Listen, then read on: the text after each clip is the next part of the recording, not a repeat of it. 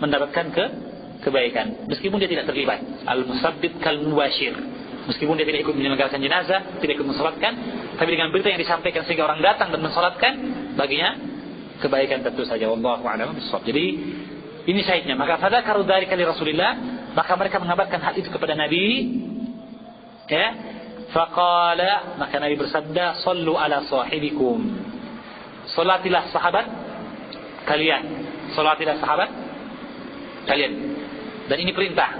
Perintah menunjukkan wajibnya. Maka wajib melaksanakan salat jenazah atau mensalatkan jenazah. Wajib hukumnya, ya. Tetapi ada pertanyaan di sini.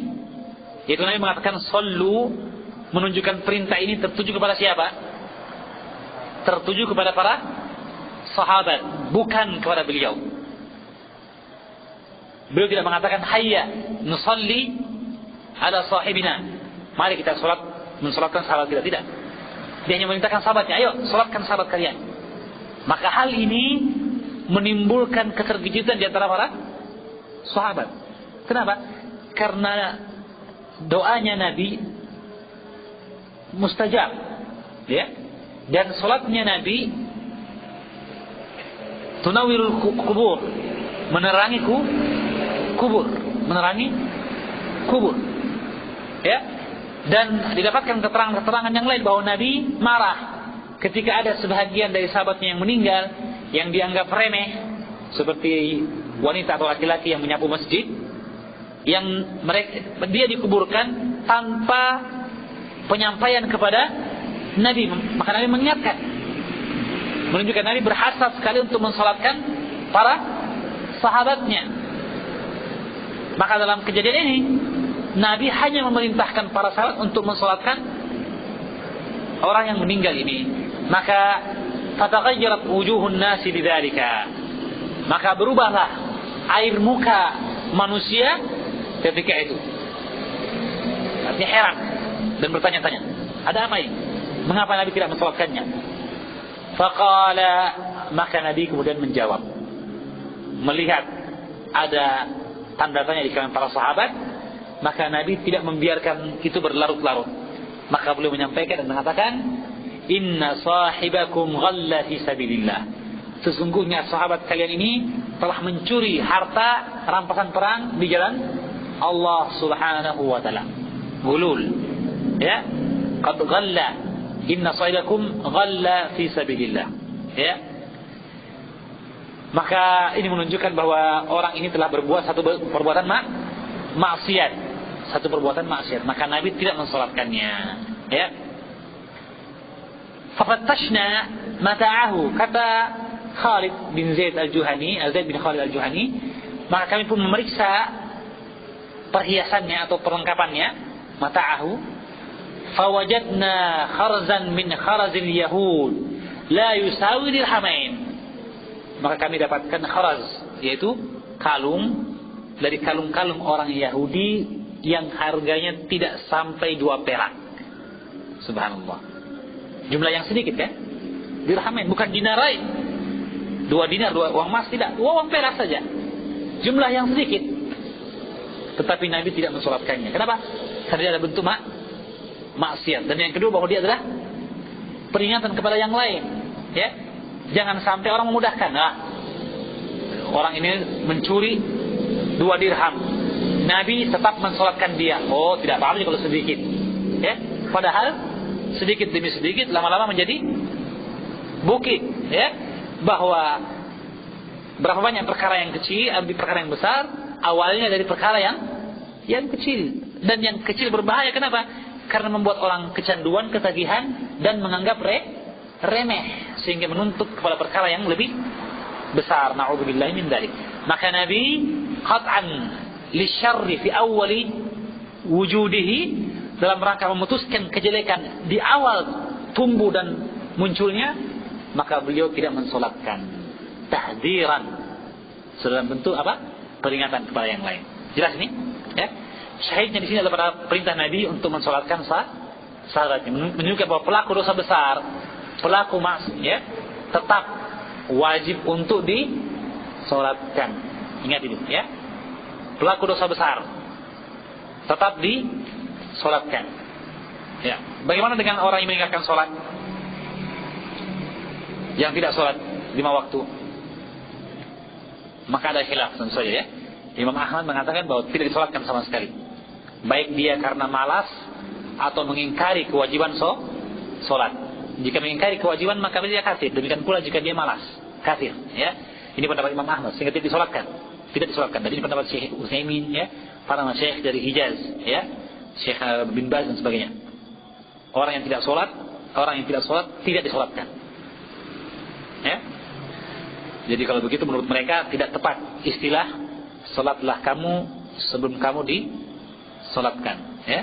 Karena menurut mereka orang yang tidak solat tidak berhak untuk disolatkan. Ya. Kemudian adapun yang pendapat dari Imam Syafi'i dan yang lainnya bahwa dia mengatakan jika meninggalkan solat karena malas, ya, atau mengikuti hawa nafsu atau yang lainnya, yang jelas bukan dalam bentuk pengingkaran akan kewajiban solat, maka dia masih dalam keadaan muslim tetapi fasikul milli, tapi agamanya telah fasik, fajir. Oleh karena itu orang seperti ini, ya, tetap wajib disolatkan fil jumlah secara keseluruhan oleh kaum muslimin secara umum. Tetapi bagi orang yang kedudukannya seperti Nabi sebagai panutan, contoh dan ditiru, dan punya pengaruh untuk tidak mensolatkannya.